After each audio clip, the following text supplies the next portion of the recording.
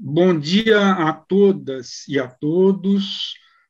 Nós estamos aqui para um evento realmente fora do comum, vamos dizer assim, porque é um pré-lançamento de um livro que, como vocês vão ver, é importantíssimo. Então, é natural que o diretor do Instituto de Estudos Avançados queira fazer aqui um gesto de boas-vindas. Então, eu passo a palavra ao professor Ari Pronsky. Ari? Bom dia, professor José Eli, nosso pesquisador, professor sênior aqui do Instituto, que nos sempre traz iniciativas instigantes. Bom dia, Laura. Um bom dia especial ao professor Fernando Haddad, professor da FEFELESH, e que nos dá o privilégio de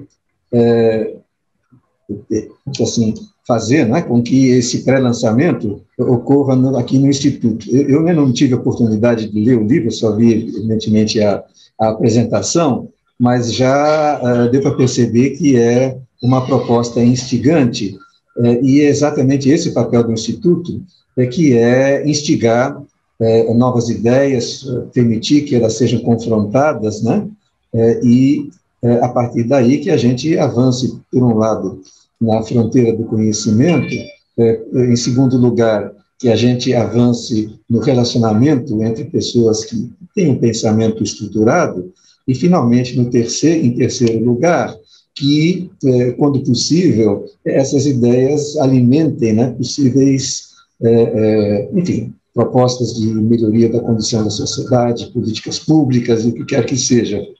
Então, eu queria dar as boas-vindas a vocês e reiterar a alegria, né, de virtualmente sediar esse pré-lançamento, desde já na expectativa de que no próximo livro, professor Fernando, a gente faça esse pré-lançamento fisicamente aqui no Instituto. Também agradecer a Sandra, ao Jorge, que nos dão o suporte, e desejar uma excelente manhã para todos nós. Então, por onde eu vou começar? Primeiro, por um agradecimento ao Fernando Haddad e junto à editora, né, que é a editora Zaarc e Companhia das Letras também, porque, em princípio, o livro vai ser lançado em breve, né, daqui a alguns dias, e vai ter lançamento, com certeza. O Fernando poderá até contar aí algumas dessas coisas previstas para o lançamento.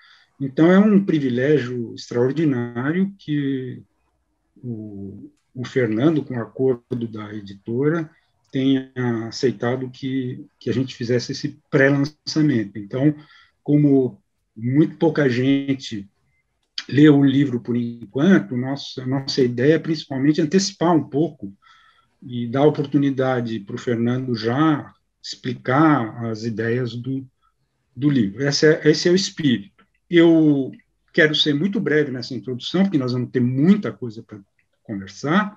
Então, o principal também é apresentar a vocês todos a minha parceira entrevistadora, vamos dizer assim, que eu encontrei.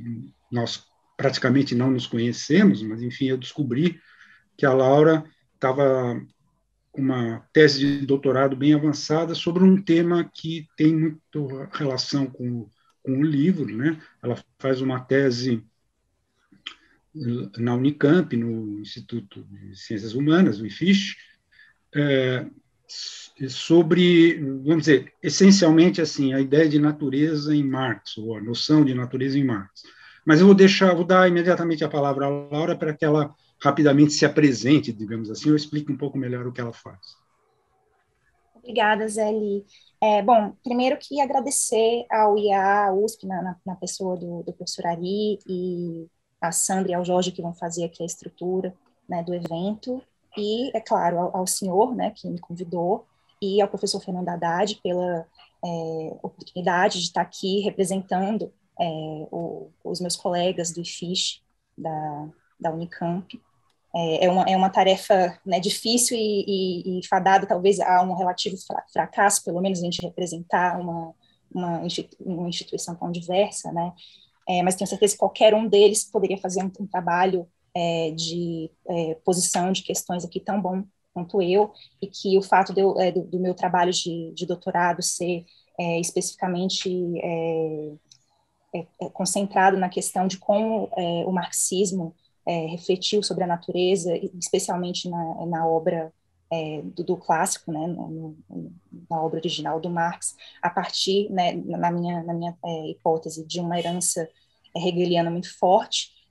Isso guarda certamente alguma relação com o tema do livro do professor Haddad, mas é um livro que trata de questões tão fundamentais e amplas que qualquer, né, pensador da sociedade e do Brasil poderia colocar questões muito relevantes. Então, agradeço muito por estar aqui, agradeço por estar ao lado de pessoas, né, tão centrais da intelectualidade brasileira, como o senhor professor José Eli, que acompanhou o debate ambiental desde do começo, né, dos anos 70, e ao professor Haddad, né, que eu já sabia, né, que era um arguto pensador da sociedade brasileira e uma figura, né, que protagonizou o que, na minha opinião, foram os melhores anos, né, da nossa política. Bom, que além disso, agora eu percebo que é um teórico social bastante original e de bastante fôlego. Então, obrigada. Muito obrigado, Laura. Então, agora chegamos finalmente, 8 minutos depois, ao principal, que é o próprio Fernando Haddad. Eu queria, evidentemente, eu creio que seria a coisa mais ridícula, queria apresentar, mas só destacar algumas coisas que não são muito conhecidas, né? Primeiro, ele é doutor em filosofia, fez tese com Paulo Arantes, e antes disso ele tinha feito um mestrado na economia, onde nós chegamos a nos encontrar, mas não nos conhecemos bem, foi só agora por causa do livro. Eu agradeço muito a abertura dele desde o início, quando eu soube que esse livro ia... O que me chamou a atenção foi o título, mas já nós vamos falar disso. E ele tinha feito direito, foi presidente do Centro 11 de Agosto, lá, o célebre centro acadêmico da São Francisco, né? Então, eu acho destacar isso, porque, evidentemente, é uma pessoa extremamente conhecida, mas mais conhecida pelo lado de homem político do que desse lado de pesquisador, de acadêmico e tal, e é até surpreendente que ele possa conseguir conciliar as duas coisas, como está conciliando, pelo menos até agora. Quando ele for governador, acho que vai ser meio difícil. Mas agora ele está conseguindo, e foi beneficiado pela pandemia aí, para escrever esse livro, com certeza. Mas, enfim, Fernando, já para jogar a bola para você, o principal acho que é começar explicando um pouco o título, porque, com certeza, o terceiro excluído diz muita coisa para quem fez lógica, mas eu fiz o teste e a maior parte das pessoas não tem a mínima noção do que seja o terceiro excluído. Pessoas, estou falando, não foi para pessoas que não estudaram, eu falei com pessoas que estudaram muito. E é claro, o subtítulo, que é todo um programa. O subtítulo do livro, para os que ainda não prestaram atenção, é uma proposta de que a antropologia passe a ser dialética, né? Então tem toda uma discussão de por que ela não é dialética e assim por diante. Então vamos começar pelo menos assim explicando título e subtítulo. Bom, em primeiro lugar, eu gostaria de agradecer o IEA em nome do Ari Plonsky, que nos dá a honra da sua presença. Cumprimentar a Laura Lued e agradecer a sua presença e o esforço que fez para ler o livro, o que nos permitirá debatê-lo aqui nessa ocasião. E agradecer imensamente o Zé Eli da Veiga. Eu fiz o mestrado na FÉ, ele já era professor, um professor conhecido, de amigos meus, né, que o tinham por referência, e que me ligou, me procurou por e-mail, acho que foi por e-mail no primeiro momento, na primeira vez em que topou com o título do livro, que foi objeto de uma pequena nota na Folha de São Paulo, na coluna da Mônica Bergamo, e ele se interessou e pediu licença para resenhar o livro. Foi a primeira resenha feita no jornal Valor Econômico, uma resenha, aliás, muito generosa e muito arguta, né?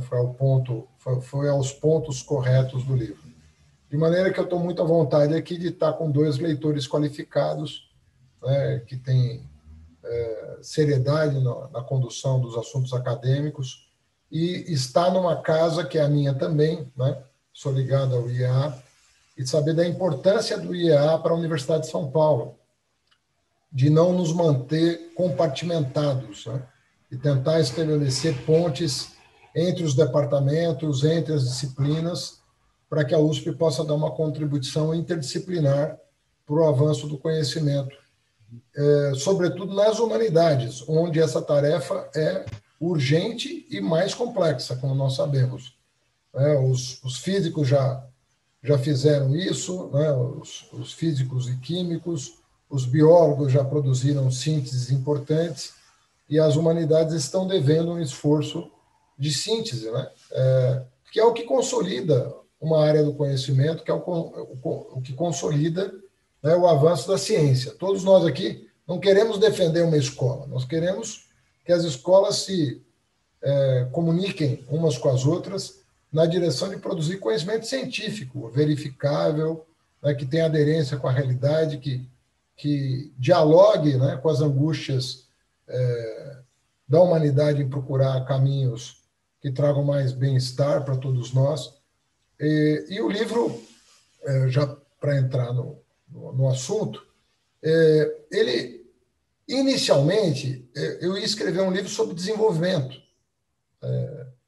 Eu conto isso um pouco na introdução. Eu voltei a estudar história econômica, história do Brasil, de Portugal, porque eu queria focar também no desenvolvimento nacional brasileiro. E aí aconteceu uma coisa meio inusitada, que foi uma visita do Chomsky durante o processo eleitoral de 2018, aqui na minha casa. E enquanto ele se mostrava muito curioso com o processo político brasileiro, eu me mostrava muito curioso com a produção intelectual dele, né? Eu ia perder a oportunidade de estar diante de um intelectual da envergadura do Chomsky para não fazer algumas perguntas, né? E como eu fiz o doutorado em filosofia da comunicação, filosofia da linguagem, né? Porque eu estudei o Habermas, teoria do agir comunicativo, e como o Habermas trata do Chomsky muito lateralmente, até porque há uma conexão da Revolução Chomskiana com a biologia, né? Ele é considerado hoje um biolinguista, né? Eu comecei a explorar os conhecimentos dele, né? Que são profundos e, enfim, chega às raias da filosofia, né? Comecei a explorar a presença dele aqui em casa. E foi uma conversa riquíssima, né? Estava na presença também do Roberto Schwartz, a quem esse livro é dedicado, né? De maneira que foi uma manhã, um café da manhã muito rico. E aí, paralelamente aos meus estudos sobre desenvolvimento, eu comecei a perceber que os biólogos estavam cada vez mais enfronhados no tema do desenvolvimento. Curiosamente, né? Existe uma coisa em biologia que se chama seleção de grupo, né? E debaixo desse guarda-chuva da seleção de grupo, que é de viés darwinista, por assim dizer, existia todo um debate na biologia sobre o que explicava a diferença entre grupos humanos, uma vez que a nossa genética é a mesma, né? Se a nossa genética é a mesma, por que os grupos humanos se diferenciavam tanto? E aí os biólogos começaram a tentar explicar, a partir da sua perspectiva, como eles entendiam a diferenciação de grupos. Por que os grupos humanos se diferenciavam tanto, né? E aí várias escolas do pensamento biológico começaram a tentar explicar essa realidade. e se enfronhar e criticar a antropologia, criticar a sociologia, criticar a filosofia, e por assim, né? Aí assim por diante. E eu percebia que a antropologia ficava muito refém do debate biológico, em virtude da maneira como ela abordava essas mesmas diferenças. E também uma espécie de interface entre biólogos e antropólogos que acabavam tornando a antropologia prisioneira de um determinado enquadramento para pensar a realidade das sociedades humanas. E muitas vezes a antropologia se deixava subsumir pela biologia. E eu comecei a me inquirir sobre o porquê disso. Por que isso acontecia com tanta frequência, né? Quase que os antropólogos pedindo desculpas, às vezes, para os biólogos para poder desenvolver a sua própria ciência, né? E uma certa vocação imperialista, né, dos biólogos em relação às humanidades. Bom, eu descobri que isso também aconteceu com a física, né? A física também teve pretensões em relação à biologia, né? Sobretudo a biologia molecular, ela é uma interface muito significativa, né, entre os físicos e químicos com os biólogos. E uma discussão sobre reducionismo que, de certa maneira, permeou o século XX inteiro. Se a biologia era redutível à física e à química, e depois se a antropologia, a sociologia era redutível à biologia, né? E nós sabemos dos riscos desse reducionismo para tratar de assuntos humanos, né? De tratar...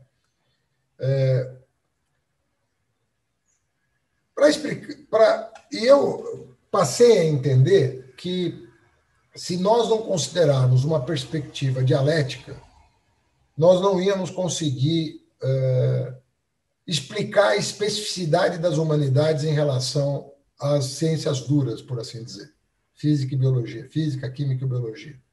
E que a dialética tinha uma contribuição importante a dar, porque ela trabalhava com um conceito, que é o conceito de contradição, que, em geral, os biólogos e, até para minha surpresa, os antropólogos não trabalham.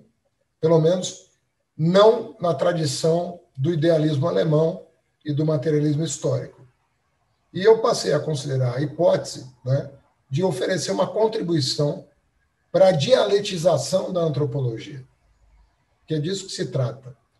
Ao mesmo tempo, né, em que eu julgava que o materialismo teria muito a ganhar se ele absorvesse os conhecimentos antropológicos, sobretudo do século XX, que o materialismo, os pais do materialismo não conheceram. Os pais do materialismo histórico conheceram uma franja da antropologia, sobretudo Morgan, né, que é muito citado sobretudo pelo Engels. Mas nós tínhamos evidências empíricas muito fortes, né, antropológicas, etnográficas, que não eram assimilados pelo materialismo histórico, né? E eu, então, julguei conveniente oferecer uma proposta de dialetização da antropologia, né, e de antropologização do materialismo. Quer dizer, essas duas escolas teriam muito a ganhar se elas reconhecessem os seus méritos próprios em busca de um diálogo que pudesse produzir uma síntese, que, na minha opinião, seria uma espécie de antropologia dialética. Professor, eu queria aproveitar esse gancho, me desculpe se essa interrupção, né, não for muito inoportuna, para pedir ao senhor que aprofundasse, expusesse em maiores detalhes qual é o sentido dessa sua proposta, né, de antropologização do materialismo dialético e dialetização da antropologia, porque isso implica uma interface entre os 3 capítulos, na verdade, né? A princípio, né, a gente entende que a proposta do livro é fazer uma crítica ao discurso hegemônico na biologia e na antropologia e na linguística sobre a dinâmica da cultura, né? Que segundo o senhor argumenta, se organizaria em termos dicotômicos do binômio variação-seleção, ou numa linguagem que talvez seja mais próximo do debate antropológico mais recente, diferença e identidade, né? Gostaria que o senhor explicasse o que isso tem a ver com a dialetização, né, da antropologia que o senhor propõe, e, por outro lado, em que seria possível antropologizar o materialismo dialético, qual o sentido disso, né, no livro, e qual a relação disso com os seus estudos de linguística. Coisa você perguntou lá. Vou tentar. Mas não esquece, só uma coisinha, não esquece de explicar o título. O título vai ser um desdobramento da resposta para a Laura. Eu ia falar na sequência, porque tem muito a ver com o título, o que você acaba de perguntar. Eu falei mais do subtítulo até aqui do que do título, né? Mas o título é um desdobramento exatamente das tuas perguntas. Por quê? O título, na verdade, remete a uma lei do pensamento, né? Uma das 3 ou uma das 6, dependendo do autor que você considerar, né? Aristóteles, Leibniz, mas é uma lei do pensamento. E a lógica formal, ela tinha um propósito, que era banir a contradição. Por exemplo, você não pode dizer que uma coisa é e não é ao mesmo tempo. Pela lógica formal, isso é uma impossibilidade, né? Vou citar uma passagem clássica da economia, né, que o Zé Eli conhece melhor que eu. Quando o Marx fala que o dinheiro é mercadoria e não é mercadoria, isso é um juízo falso do ponto de vista da lógica formal. Porque uma coisa não pode ser e não ser ao mesmo tempo. E por que o dinheiro é mercadoria e não é mercadoria? Pensando no ouro, né, como dinheiro. Porque o ouro é produzido como qualquer mercadoria, então ele é mercadoria. Mas o ouro se troca por todas as outras mercadorias, o que nenhuma outra mercadoria, né, consegue fazer, ou poucas mercadorias conseguem fazer, a prata e tal. Então, o Marx dizia que o ouro era uma mercadoria particular, como qualquer outra, mas era uma mercadoria universal, como poucas. E nenhum objeto pode ser particular e universal simultaneamente, pela lógica formal.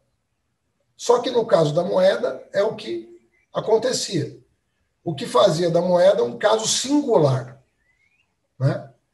E aí o Marx oferece uma metáfora que é um verdadeiro absurdo para a lógica formal. Ele diz o seguinte: é como se, ao lado da zebra, da girafa, do elefante e do leão, convivesse o animal.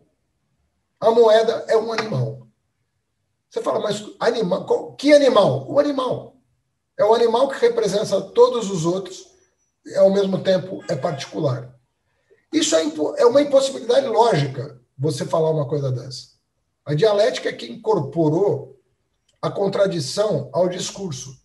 E o que eu sugiro no livro é que você não consegue pensar o discurso, você não consegue pensar a sociedade, você não consegue pensar a cultura com o discurso da lógica formal. Você precisa incorporar a contradição. Porque senão você não consegue pensar a dinâmica cultural. A dinâmica cultural, ela é contraditória. E por isso que eu transformo aquilo que é uma lei da lógica formal, o terceiro excluído, num personagem. Ele é o principal personagem da minha narrativa. Porque eu falo, se você não entender o terceiro excluído, se você não entender essa figura, você não entende a dinâmica cultural. E que figura é essa? Aí eu vou fazer uma outra aqui, comparação. Se você pegar os textos etnográficos, né, você vai ver que tem as trocas entre sociedades arcaicas, antigas, elas se dão de várias maneiras. Né? Mas chega um momento em que você tem uma espécie de ruptura, né? em que você não tem mais, você não enxerga o outro como alguém, como se fosse um outro que não é da sua espécie. A escravidão seria impossível pensar se não fosse a partir de uma lógica de ruptura. Quando senhores territoriais se apossam, né, de uma tribo inteira, subjugam essa tribo subjugada, ela é vista pelos dominadores não como alguém da mesma espécie que está trocando com você. Né? Então, na verdade, agora entrando na resposta à sua pergunta, quando o Marx, se você pegar o Marx da ideologia alemã, ou mesmo dos Grundrisse, você vai ver que a visão do Marx sobre as sociedades que eu chamo de paleolíticas, quer dizer, até acontecer a Revolução Neolítica, o Marx tem poucos conhecimentos etnográficos de como funcionavam essas sociedades. Ele não podia ter esses conhecimentos, não é uma deficiência do pensamento dele. É como você cobrar do Darwin conhecer o trabalho do Mendel, ou do Mendel, né? É como se fosse... Como é que você vai cobrar de um sujeito que tem uma obra monumental, como A Origem das Espécies, o conhecimento de um padre lá, que estava lá no seu laboratório estudando as ervilhas, pô, e que foi descoberto 30 anos, quase 40 anos depois de ter produzido esse material. O Mendel, até o final do século XIX, era um ilustre desconhecido. Você não pode cobrar do Darwin conhecimento de um cara que a humanidade veio a saber quem era na passagem do século XIX para o século XX. O Marx não pode ser cobrado de não conhecer etnografia, porque não havia produção etnográfica disponível. E ele, no final da vida, estava muito interessado em antropologia. Mas não havia material disponível, como há hoje. Qual que é o pecado, vamos dizer assim, do materialismo histórico? É você querer canonizar o Marx e não querer incorporar o que se descobriu depois, como se isso fosse um sacrilégio, como se isso fosse... Quando, na verdade, você está lidando com um cientista, você não está lidando com um profeta, você está lidando com um cientista. Tudo que ele gostaria de fazer se estivesse vivo era estudar o que foi produzido depois dele. Ele estaria metido numa biblioteca lendo o que eu, você, o Zé Eli estamos lendo. E aí você canoniza o cara e não deixa a disciplina avançar. Então, eu acho que vai fazer um grande bem para o materialismo histórico incorporar o que a antropologia e a etnografia descobriu sobre como funcionavam as sociedades antes da Revolução Neolítica, que trouxe para o mundo a escravidão, que trouxe para o mundo a era dos metais, que trouxe a metalurgia, que depois domesticou plantas e animais. O que aconteceu antes? Como é que nós funcionávamos? E nós funcionamos por 90 mil anos de um outro jeito. Nós temos 100 mil anos de existência e nós não conseguimos entender os últimos 10 mil, e menos ainda os outros 90 mil, em que o ser humano estava aí, se dispersando pelo globo terrestre e se adaptando às condições locais. Então, eu acho que a gente precisa se abrir um pouco, as ciências humanas precisam se abrir um pouco para as, vamos dizer assim, para as influências recíprocas. Então, a gente se encapsula muito na nossa escola e deixa de se abrir para perspectivas teóricas novas, que é o que o método científico exige de nós. Muito bem. Então, eu queria justamente te perguntar sobre a sua crítica a essa dominação da biologia, vamos dizer assim, que você constatou, até porque deve ser muito surpreendente para muita gente no Brasil, porque a antropologia no Brasil é o contrário. Teve uma vitória tão esmagadora da antropologia cultural que eu preciso até contar para vocês que eu tenho um ciclo no IA, que é uma coisa uma vez por mês, o ano todo, no momento, neste ano, em que eu convido pessoas que usaram a teoria darwiniana em disciplinas completamente diferentes das ciências da vida, que é uma surpresa muitas vezes para mim. Por exemplo, no próximo será no direito, justamente, e em seguida na física quântica. Então, eu queria, de qualquer jeito, que o, sei lá, terceiro convidado fosse um antropólogo. E conversando com as pessoas que eu achava que podiam me dar essa dica, foi dito de uma maneira muito clara, olha, não, antropólogo que estudou Darwin, nem pensar, procura lá do lado da filosofia, talvez você consiga. Foi a resposta. Eu acabei achando, então, o Mauro Almeida, que é professor da Unicamp, está na programação, ele chegou a dar um curso sobre o Darwin, de 2 semestres, tal, mas, assim, é a exceção das exceções, e eu, justamente, estou com muita expectativa de ver essa discussão, porque ele mesmo, na obra dele, vamos dizer, publicada, tal, ele não sofre essa ditadura da biologia como você, Fernando, acabou descrevendo. Então, os autores que você se refere, com certeza, é meio que o inverso do que acontece no Brasil, em que a antropologia, ao contrário, é hostil a qualquer ideia biológica. Quer dizer, aquela norma durkheimiana de que você só explica um fato social com outro fato social, ou outros fatos sociais, mas não precisa em nada, né? Ela predominou muito no Brasil. Hoje, nos Estados Unidos, é exatamente o inverso, né? A chamada antropologia evolutiva tá dominando, assim. Mas a nossa experiência aqui é contrária. Então, acho fundamental, desculpe eu me alongar nessa pergunta, que você explique bem, assim, quando você foi notando isso, como você já adiantou, né? Como é que você foi chegando à conclusão de que é melhor que a antropologia se liberte? Ou seja, qual que é a tua crítica fundamental? Explica melhor a tua crítica a esse, sei lá, essa dominação da biologia sobre muitos autores da antropologia que você examinou no livro, né? Tua pergunta é muito oportuna e eu diria para você que talvez seja mais difícil. É a pergunta mais difícil de responder. Porque é um desafio você, em poucas palavras, né, sintetizar o argumento central, que, na verdade, orienta o livro. Né? Então, é a pergunta-chave para a compreensão da hipótese que eu estou levantando. Que é basicamente a seguinte: eu vou também trabalhar com um exemplo contemporâneo. Se você pegar hoje o que os antropólogos chamam de virada ontológica, os antropólogos hoje, se você pegar uma tradição que é Philippe Descola, Bruno Latour, Viveiros de Castro,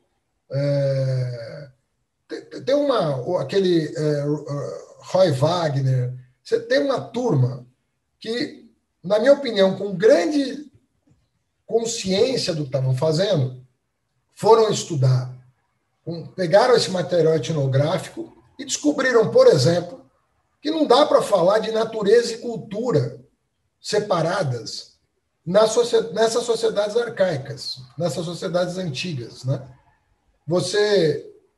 É difícil até usar qual adjetivo usar para se referir a essas sociedades. Né?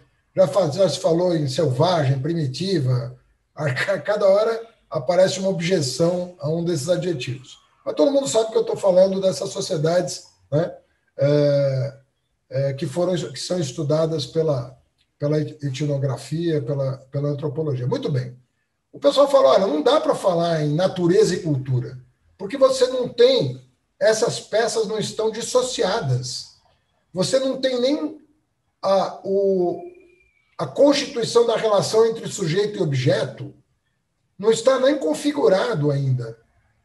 Essa relação não está nem configurada ainda nessas sociedades. Você não tem essa relação cultura de um lado, natureza de outro, sujeito de um lado, objeto do outro, e assim por diante. E aí o que eles acabam acusando, entre aspas, a sociedade ocidental? Olha, a sociedade ocidental vai lá e tenta impor o seu mindset, né? A sua mentalidade a uma sociedade que não recebe esse tipo de categoria. Essas categorias não existem nessa sociedade. Mas qual que é o problema oposto? O problema oposto é você olhar o mundo ocidental e querer dizer que a relação sujeito-objeto, portanto, é uma operação mental metafísica, que ela, na verdade, não existe. Bom, mas isso é um contrassenso, porque a relação sujeito-objeto existe na nossa sociedade, mas não existe na deles. Bom, para você resolver esse problema, você tem que pensar uma dinâmica. Como é que as coisas mudaram? E eu não uso a palavra evolução justamente porque a palavra evolução, pelo menos da maneira como ela é utilizada, ela não contempla um elemento que, na minha opinião, é central para pensar essa dinâmica cultural, que é o conceito de contradição. Então, na verdade, o que eu estou sugerindo é o seguinte, olha, não tem como não pensar uma dinâmica. Então, os biólogos têm razão em querer cobrar, né, dos cientistas sociais uma lei, por assim dizer, né? Ou um conjunto de... Como é que evolui isso? O Marx tentou, né? O Marx tentou, né, apresentar uma versão dessa dinâmica. O Hegel tentou apresentar uma versão dessa dinâmica. E por aí vai. O Spencer tentou, o Condorcet tentou, o Vico tentou, o Comte tentou, cada um tentou, à sua maneira, apresentar essa dinâmica, né?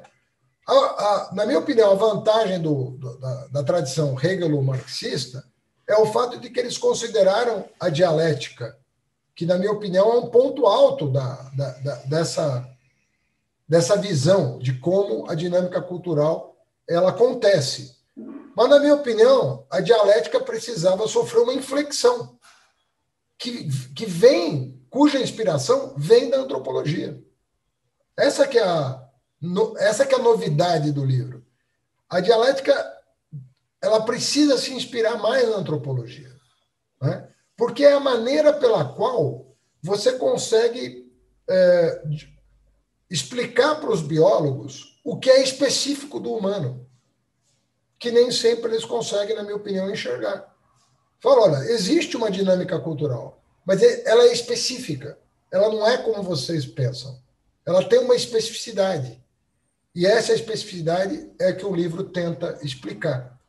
E tem uma questão que é central, como nas nossas conversas telefônicas e de zap, né, Zé? A gente tem conversado já há mais de mês, né, sobre esse assunto, que é a questão do tempo. O que o tempo representa, né?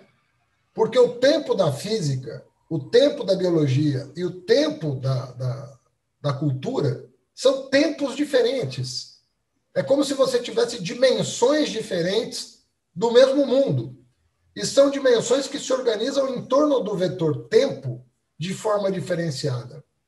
E isso é central no argumento, porque é curioso que eu fui buscar num biólogo, né, no François Jacob, eu fui buscar na autoridade de um prêmio Nobel, né, que é o François Jacob.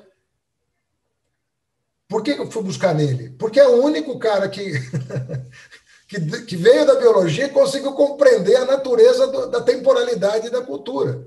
Ele fala, olha, o organismo humano ele navega no tempo de maneira completamente diferente dos demais organismos. Isso foi dado por um traço da evolução biológica humana, que é a linguagem simbólica. Mas a linguagem simbólica é como que catapultou o ser humano para uma dimensão temporal que os outros organismos vivos desconhecem, que é navegar pelo tempo, projetar-se no tempo. E à medida que você pode projetar-se no tempo, você tem um tipo de relação de identidade, diferença e contradição que não estão dadas no mundo dos organismos que não conheceram a linguagem simbólica. Quer dizer, a linguagem simbólica ela é fruto do processo bioevolutivo, ela vem da biologia, mas a partir do momento que você domina a linguagem simbólica, que esse organismo tem a capacidade de produzir símbolos, ele te arrasta para uma dimensão temporal que é diferente da biológica e da física. E é por isso que você precisa dessa dimensão temporal, conseguir compreender a diferença dela, para entender o que difere a dinâmica cultural da dinâmica biológica pré-símbolo, pré-linguagem simbólica. Professor, uma das coisas que eu acho super interessantes nessa teorização original que o senhor construiu é justamente a relação entre essa dimensão temporal do símbolo e uma dimensão espacial que não é exatamente tematizada pelo senhor enquanto tal, mas que aparece o tempo todo na insistência no caráter triádico da relação que se estabelece em oposição a um caráter diádico, né, de sujeito-objeto. Isso é bastante produtivo, interessante, mas para mim, pessoalmente, não está muito claro como o senhor se apropriou das discussões em linguística e qual a relação disso com essa diferenciação entre a lógica do símbolo e como o senhor diz em certo ponto do texto, qual a diferença entre o gene, o modo de funcionar do gene e o modo de funcionar do símbolo, né? Então, como é que essa herança da linguística e a sua crítica da linguística se relacionam com isso?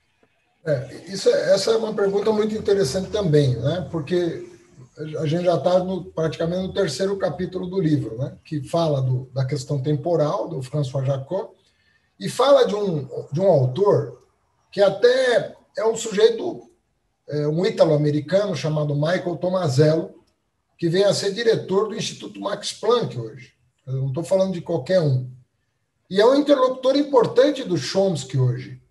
Eu acho que o Chomsky e o Tomasello são os grandes esgrimistas do debate linguístico contemporâneo. Os dois estão vivos, os dois estão produzindo. Obviamente, o Tomasello é bem mais jovem do que o Chomsky, né, que já está com 93 anos, mas o Chomsky está absolutamente senhor das suas competências intelectuais. Está, né? Falando da guerra da Ucrânia, está falando de tudo. Então, é uma pessoa que está no debate público. E, na minha opinião, o debate Chomsky e Tomasello é o debate da fronteira no campo da linguística. E o Tomasello tem uma característica interessante. Ele é explicitamente uma pessoa que recupera muito do pensamento do Vygotsky, que eu estudei quando estava no Ministério da Educação, né? Então, é muito interessante essa recuperação que ele faz. E o que o Tomasello insiste em dizer? Que sim, nós temos uma competência biológica, mas essa competência biológica não é um módulo gramatical do Chomsky. É isso que ele fala. Se eu fosse resumir em pouquíssimas palavras, né? Mas está lá no último capítulo do meu livro, está lá. Olha, a novidade biológica, nós temos um pano de fundo biológico. Como é que nós vamos falar? A biologia tem que ter nos ajudado. Nosso cérebro é fruto da evolução biológica. Portanto, as nossas competências são biológicas. Mas o que é novo para ele no ser humano, o que é único no ser humano, não é um módulo gramatical do Chomsky. Não é a gramática gerativa ou generativa, né? Como queiram. É uma outra coisa. É a capacidade do que ele chama de joint attention. É a capacidade que nós temos de chamar a atenção de um autor em relação ao objeto, a um terceiro que pode ser um ser inanimado ou não, a um terceiro. E, ao mesmo tempo que eu chamo a atenção de um autor para um terceiro, por isso que a relação é triádica, eu sei que ele está olhando esse objeto, assim como eu estou olhando esse objeto, e nós dois estamos sabendo que estamos prestando atenção na mesma coisa. Isso é joint attention. Ele falou, isso que é único no organismo humano. O organismo humano tem essa característica. E isso é que é fundamental. Aqueles Svante Pabo, que é um cara que pode ganhar o prêmio Nobel a qualquer momento, que, aliás, é filho de um prêmio Nobel, né? Está estudando o genoma neandertal. Está estudando o genoma dos antecessores aí do Homo sapiens. Muito bem. Ele se somou ao Tomazello. Então, alguém que vem da biologia, o Tomazello estava um pouco falando sozinho. Ele estava recuperando a tradição do Vygotsky e estava estava batendo no Steven Pinker, estava batendo no Chomsky, mas estava falando um pouco sozinho. Eu não estou falando isso para desmerecê-lo, não. Eu estou dizendo que ele se reuniu com um craque da biologia, um cara que está estudando genoma neandertal, tem um livro célebre já, e é um sujeito com quem o Chomsky se dispõe a debater no último livro dele, dizendo o seguinte, olha, o Tomazello está certo. O que é novo nesse debate? É que essa relação triádica, eu fui descobrir numa passagem do Humboldt, que o Humboldt também organizava a linguística a partir dos prenomes, eu, tu, ele. E você sabe que o Humboldt é central na Revolução Chomskiana. Ele vai se inspirar no romantismo alemão para desenvolver, e no que ele chama de linguística cartesiana, né? Tem um livro, né, que chama Linguística Cartesiana, ele vai se inspirar em toda a tradição do romantismo para elaborar a sua teoria, que vai se apoiar mais na gramática de Port-Royal, né? Muito bem. O que eu procurei mostrar ali é que nós não precisamos...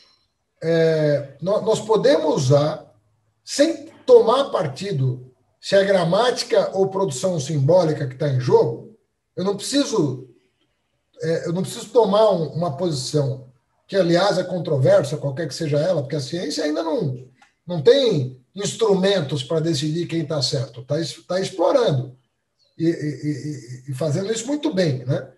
Agora, o que eu disse é o seguinte, olha, se você considerar que essa relação triádica pode envolver um objeto contraditório, você explica a dinâmica cultural. Você explica a dinâmica histórica. Então, eu introduzo na linguística do Tomazello a percepção de que esse eu, tu, ele pode não estar numa relação harmônica, pode estar numa relação contraditória. E é isso que, no plano da cultura, permite compreender como é que o processo revolutivo da cultura se dá. Né? O processo revolutivo da cultura acontece. E quando você olha para a história, vamos agora voltar para o materialismo histórico para você ver como é que as coisas se encaixam. Quando você olha para o materialismo histórico, a luta de classes como motor da história, me parece, à luz dessas considerações, uma questão reducionista. Por quê? Porque não é o único motor da história, não é a luta de classes. Mas está longe de ser o único motor da história. A história tem mais de um motor. Então, quando você pensa nas nações, nas religiões, qual é o papel da nação e da religião no materialismo histórico? É muito pequeno. Mas quando você olha para a história, ela não é pequena, a participação desses elementos na dinâmica histórica. A dinâmica cultural conta com elementos que, tudo bem, a luta de classe é uma delas. Você tem uma relação, ok. Ninguém está negando que a escravidão explica toda a Revolução Neolítica até a Revolução Industrial. É verdade isso. Mas não foi o único motor da história. E esse terceiro que está fora da luta de classes, que é a nação concorrente, a religião concorrente, ela tem um papel na história. Então, tem, no mínimo, dois motores a história. A história tem um motor interno, que é são as relações internas a uma sociedade, mas tem os motores externos que estão dialogando permanentemente com o lado de dentro dessa sociedade. Pensa na tese do Pirren, sobre o papel do Islã na conformação do Império Carolíngio. Por que a escola dos Anali se preocupava tanto com o que acontecia fora? Mas esse fora, na verdade, é um sistema mundo. Esse fora, na verdade, são relações triádicas que se repõem permanentemente. Pensa no fim do Império Romano, pensa no fim do... Né? Você tem sempre um terceiro aí que você não está considerando. E sempre quando você reduz as explicações históricas a fatores internos ou fatores externos, de certa maneira você está perdendo alguma coisa. Você está perdendo alguma...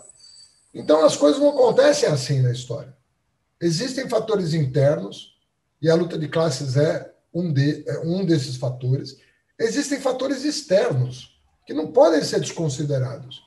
Então, o papel da nação e da religião no materialismo histórico é muito lateral. É a tal superestrutura. E eu falo, olha, não é assim que funciona. Não é uma dimensão superestrutural. É uma dimensão estrutural da dinâmica cultural.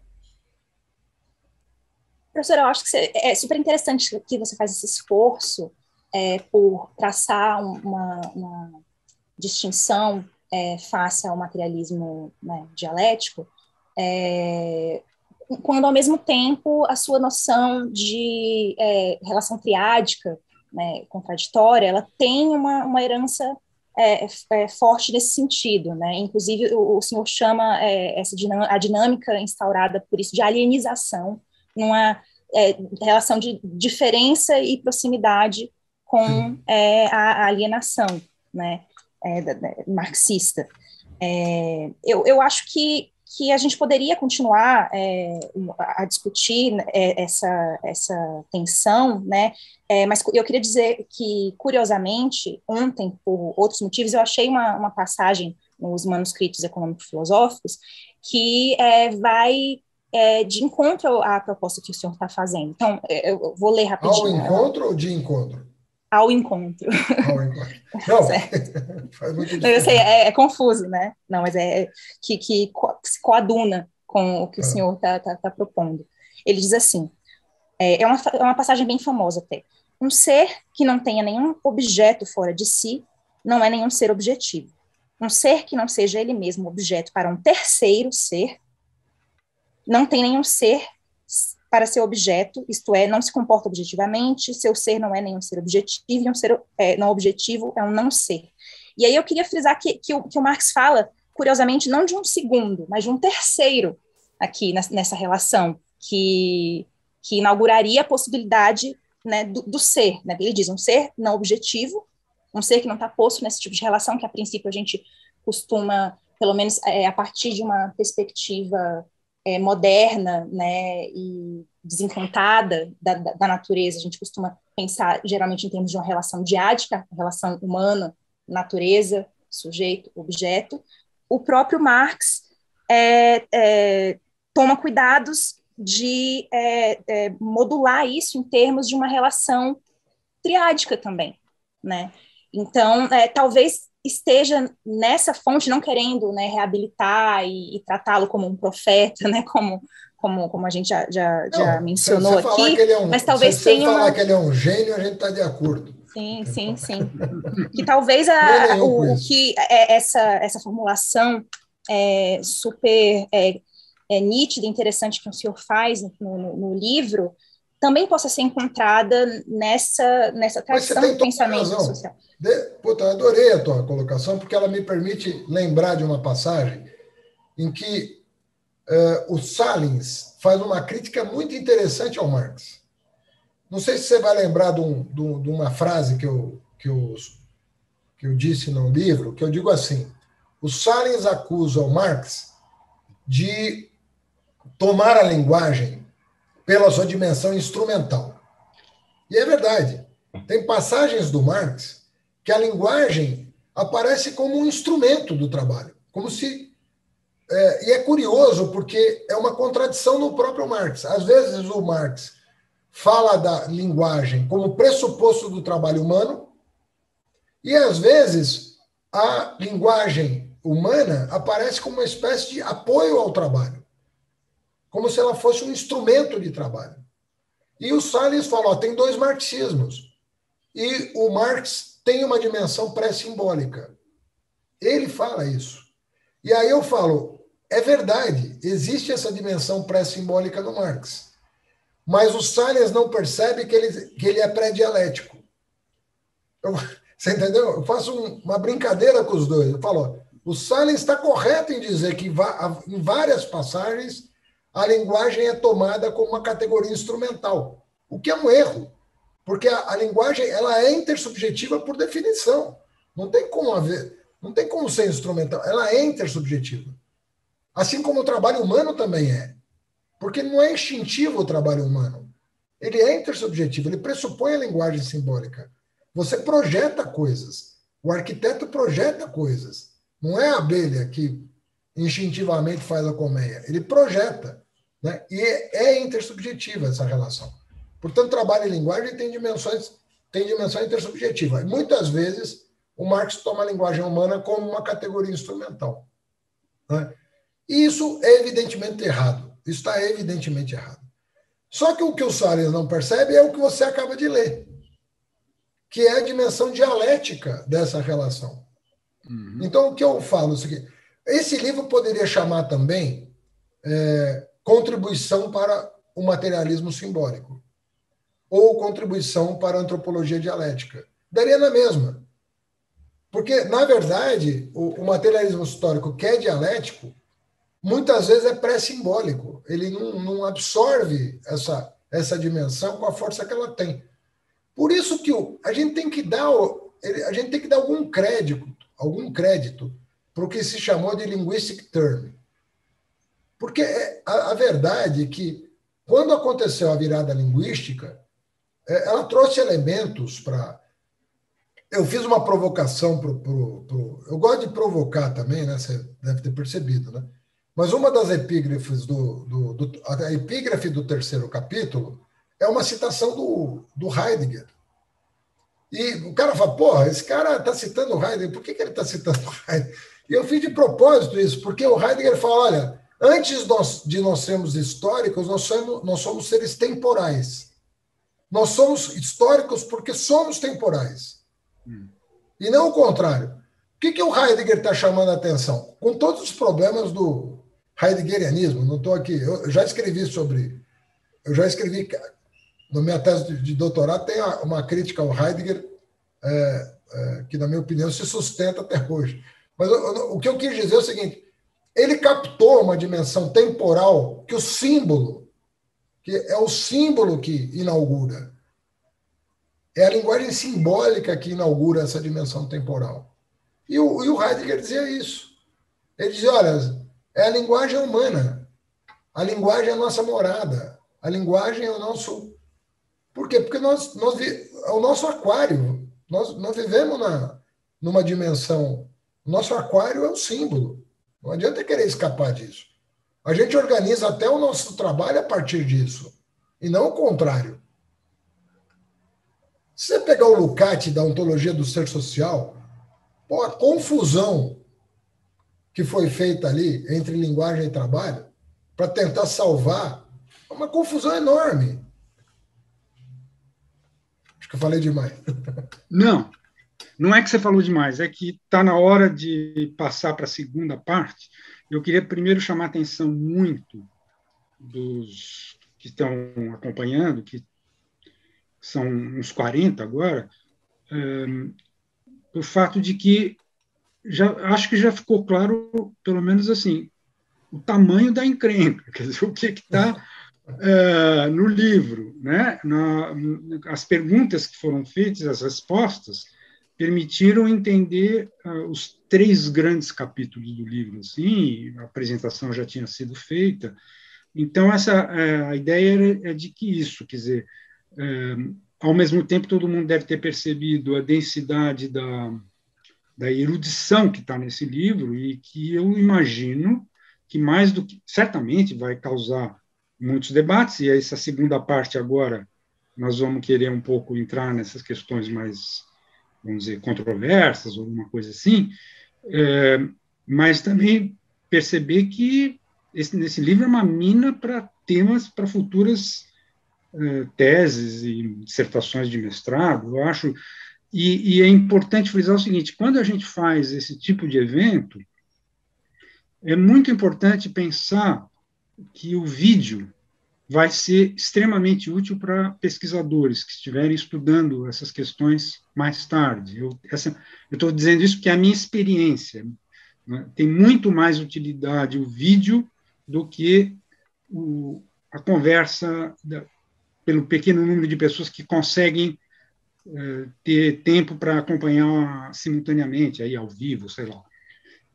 Por isso, inclusive, é uma coisa que vai parecer um pouco estranha, mas é assim, hoje é dia 20 de abril de 2022, assim, nós estamos quase que no segundo mês completo da guerra na Ucrânia. Isso é para situar, porque vai ter gente que vai assistir esse vídeo não sei quando, e eu não sei por que o YouTube não permite que apareça a data. Então, eu digo que é para as pessoas que assistirem esse vídeo daqui a não sei quanto tempo, saibam mais ou menos em que momento essa conversa está ocorrendo. Ontem foi o dia dos 140 anos da morte do Darwin. Então, entrando um pouco, Fernando, nas questões mais... Não vai ser novidade para você, porque a própria resenha que você citou já coloquei. Eu quero recolocar a questão, nós já conversamos sobre isso, então eu queria dizer de antemão que muita coisa do livro e das nossas conversas é concordância total, mas tem um aspecto que parece que vai ser uma divergência que não vai ser superada tão fácil, vamos dizer assim. É que, quando você se refere à teoria darwiniana, é muito comum que apareça a expressão o binômio variação-seleção, que, para mim, até onde eu pude avançar no entendimento da teoria darwiniana, é um contrassenso. Eu sei perfeitamente de onde você tirou isso, até cito na resenha, né? Mas, no caso do Meyer, que é um grande biólogo, que precisa ser considerado uma das referências centrais, ele, ao dizer isso, ele está entendendo que, nessa segunda parte aí do dito binômio, tem uma complicação. Isso que o Darwin, eu acho, inclusive, infelizmente, chamou de seleção, que não é bem uma seleção o que ocorre, mas esse processo, ele não é uma coisa que possa ser resumida num termo de um binômio. Então, para ficar mais claro,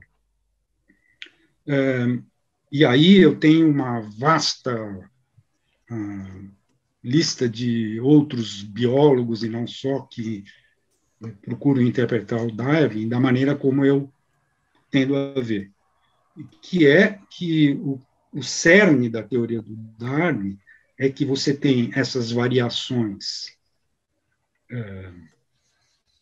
absolutamente numerosas e está me escapando a palavra agora, que reforçaria um pouco essa ideia, e, do outro lado, você tem as circunstâncias, que são isso que normalmente a gente chama de pressões ambientais, e que é dessa contradição, embora ele não use o termo, que aparece o novo. E o novo são, basicamente, os replicadores, né? Então, esse mecanismo aí de, uma vez feita a pressão ambiental sobre essas variações, o que passa a ocorrer é uma espécie de peneiragem ou triagem, não é uma seleção, no sentido em que a gente usa a palavra seleção hoje em dia, que é assim, se eu vou selecionar, eu vou tentar pegar o melhor. Não é, não tem nada. Foi muito mal interpretado nesse sentido, por muita gente, achando que era eliminação dos piores e seleção dos melhores, ou coisas do gênero, e nós estamos muito longe disso, evidentemente. Mas isso é só para ilustrar, porque nesta maneira em que eu acabei de usar para apresentar a teoria darwiniana, ou o âmago da teoria darwiniana, ela é absolutamente triádica também.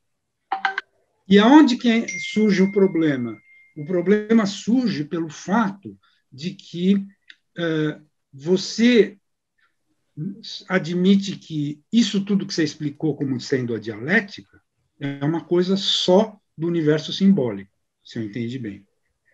Isso não ocorreria remetendo um pouco a uma discussão muito triste, vamos dizer, que ficou dessa coisa da dialética da natureza, que os soviéticos inventaram a partir de umas anotações do Engels. Mas, se for o caso, até a gente entra também nisso. Mas não. O meu ponto é o seguinte. A minha discordância, no caso, é que você interprete a teoria darwiniana como sendo diádica e não triádica. Acho que esse é o ponto. Então, gostaria de te ouvir sobre isso. Eu acho que eu gostaria de responder em dois planos, assim, né? O primeiro, dizendo o seguinte: vamos supor, por exercício, que você esteja certo, né? A título de exercício. Isso significaria dizer que o modelo darwiniano se aplica à dinâmica cultural? Ou seja, não há nada de novo na dinâmica cultural que escape ao modelo darwiniano? Seja lá como a gente chame ele, triádico, dialético. Então, do meu ponto de vista, independentemente de como nós interpretemos a teoria darwiniana, existe uma dimensão do simbólico que não é captado pela teoria darwiniana. Existe uma dinâmica cultural à qual as leis darwinianas não se aplicam. Ela tem uma novidade que não existe na evolução biológica. E essa novidade é dada pelo símbolo. Porque, ao contrário do que o Dawkins pensa, por exemplo, o símbolo não é um replicador. O símbolo não é só isso. O símbolo é o que te permite navegar. É o que suspende os teus instintos. É o que te permite projeção no tempo.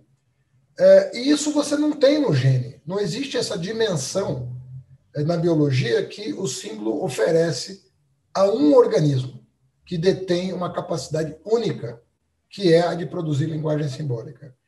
Então, essa especificidade da produção simbólica, a teoria darwiniana não capta. Então, independentemente de como a gente a interprete, há uma novidade na dimensão cultural que precisa ser melhor compreendida. Então, essa é a primeira parte da resposta. A segunda parte é o seguinte: nós podemos discutir se, por exemplo, a teoria darwiniana admite uma solução triádica. Nós podemos, como alguns pensadores, nós podemos discutir se é possível falar em dialética quando a gente fala do Darwin. Tem autores que falam em relação triádica, tem autores que falam em dialética, e são interpretações possíveis a partir de como você conceitua relação triádica e como você conceitua dialética. Então, dependendo do qual que é o seu ponto de partida, é absolutamente legítimo que você, né, diga: olha, eu considero que a dialética é isso e, portanto, isso se aplica à teoria darwiniana. O que me parece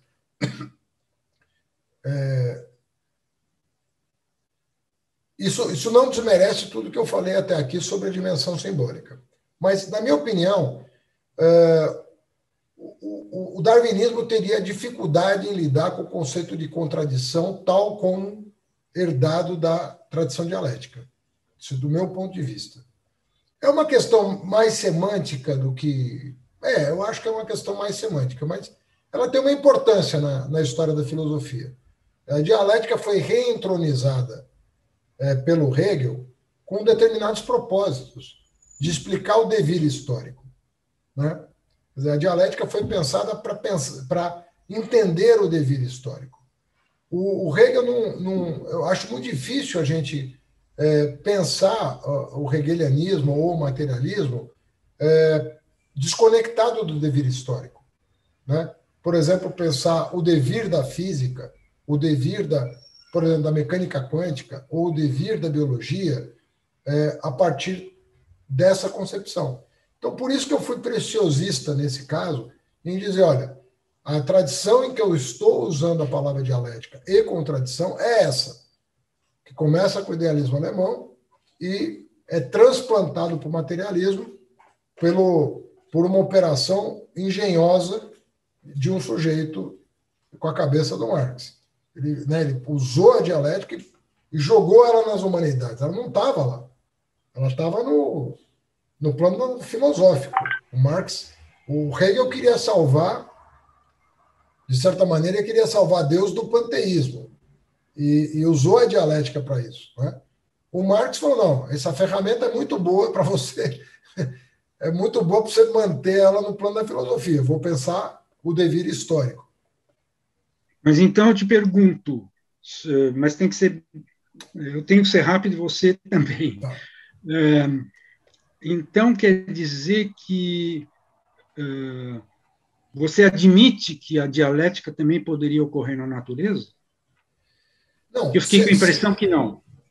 Se nós considerarmos essa tradição que pensa a dialética a partir da história, não. Não. Agora, se você quiser ampliar o conceito de dialética, como fez o Engels, que é uma tradição. Você vê que o Jay Gould tentou isso, o Lewontin tentou isso, o John Haldane tentou isso, na biologia. Não, mas o Marx também. O Marx também não é culpa do Engels. O Marx é um pouco diferente. Por quê? Porque o Marx pensava o metabolismo entre homem e natureza.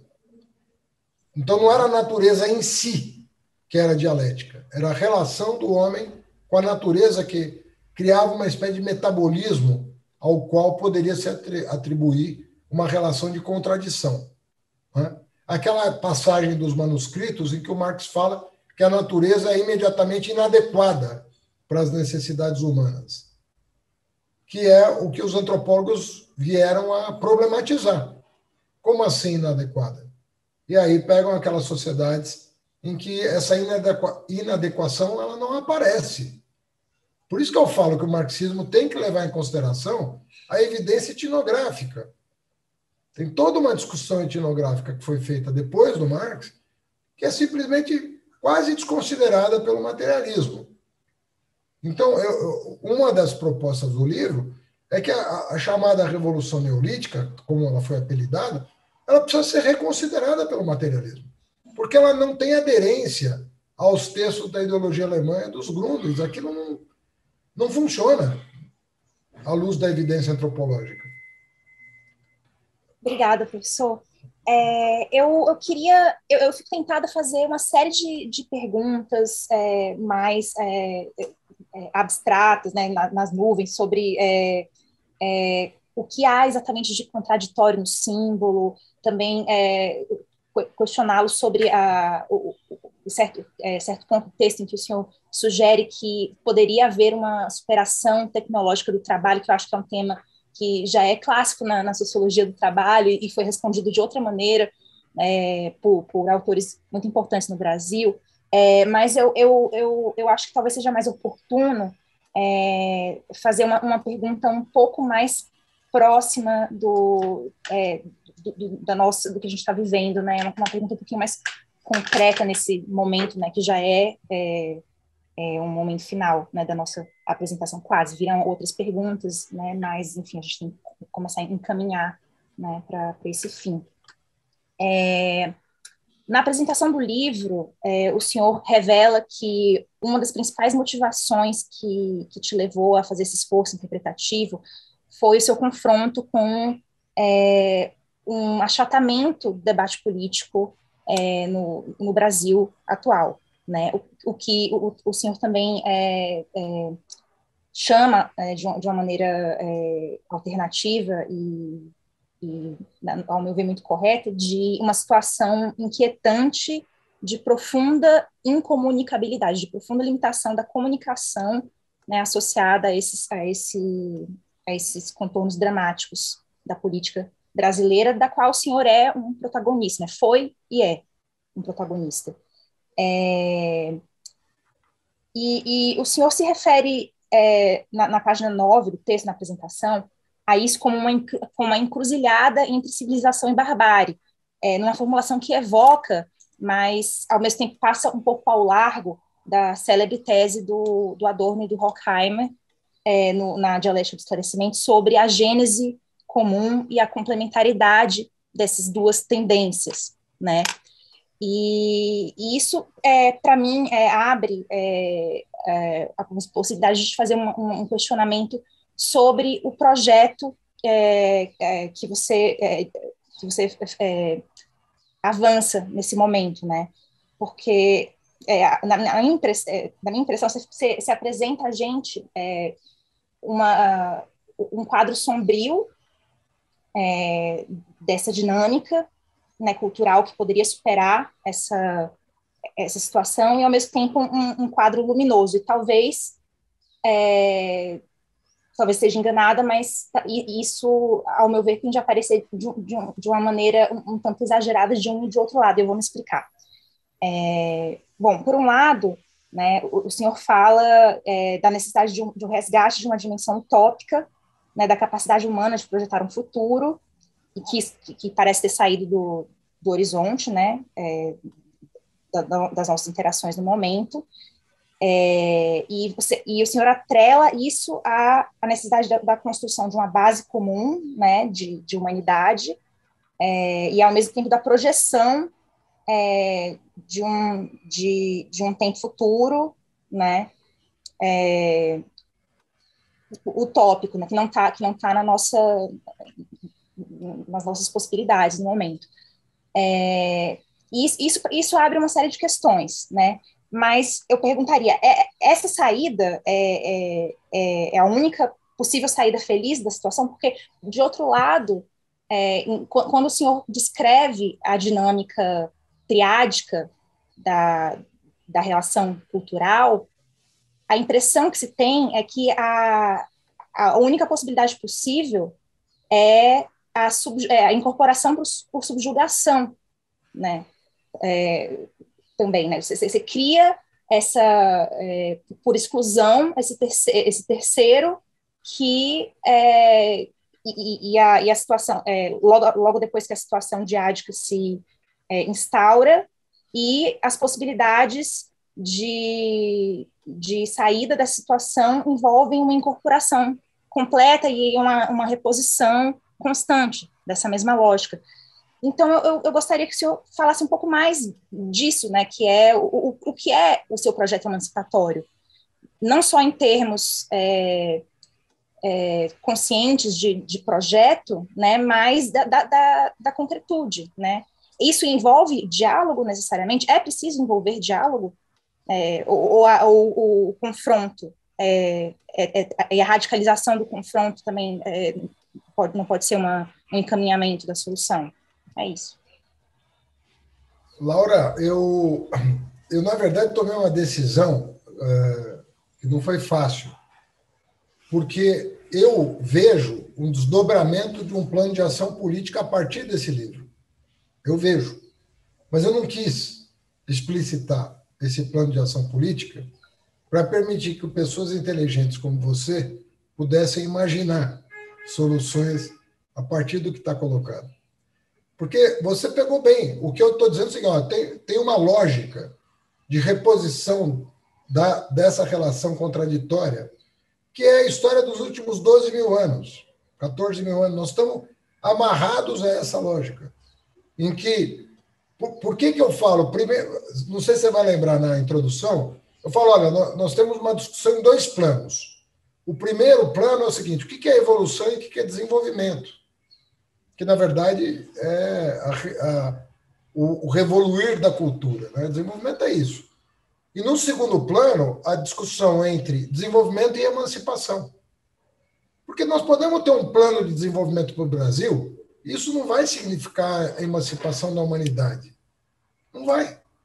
A Coreia se desenvolveu e os coreanos não estão emancipados. A China vai se desenvolver, isso não pode não significar a emancipação da humanidade. O que o livro coloca é o seguinte, olha, não existe nada na biologia e nada na cultura que nos impeça de voltar a sonhar com a emancipação humana. E quando você resgata os frankfurtianos, a linha de pesquisa de Frankfurt não é outra. Eles estão o tempo todo discutindo a possibilidade de emancipação. Quando eles estão escrevendo naquele período fúnebre da história, que eles estão escrevendo debaixo do stalinismo, do fascismo, do nazismo, da indústria cultural, o inferno instalado, eles estão dizendo, olha, as frestas de emancipação se fecharam. O mundo está inteiramente administrado. Mas isso não significava dizer que eles tinham jogado a toalha sobre as possibilidades de um futuro diferente. Tanto é que o Marcuse, sobretudo ele, escreveu muito sobre perspectivas emancipatórias, quando ele discutia o freudismo, quando ele discutia as perspectivas do seu tempo, né? Revolução sexual. Ele estava discutindo como que a emancipação poderia ser recolocada no horizonte utópico da humanidade. Agora, o que o livro propõe é o seguinte: não vai existir emancipação com as velhas estratégias. As velhas estratégias estão erradas, porque, na verdade, nós estamos com um déficit teórico. O que eu estou dizendo é o seguinte, olha, o pessoal fala, não, o século XIX resolveu tudo para nós, do ponto de vista científico. Nós já sabemos como o capitalismo funciona, nós já sabemos tudo. Agora é uma questão de agir de acordo com os cânones dessa matriz, que já está completando 200 anos. O que eu estou dizendo é que não.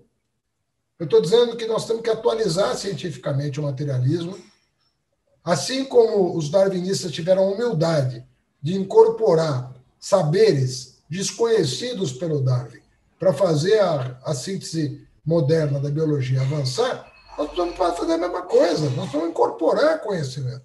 Nós não devemos ter medo disso. Ao incorporar conhecimento novo, você tem que saber fazer. Não é simples, são operações complexas.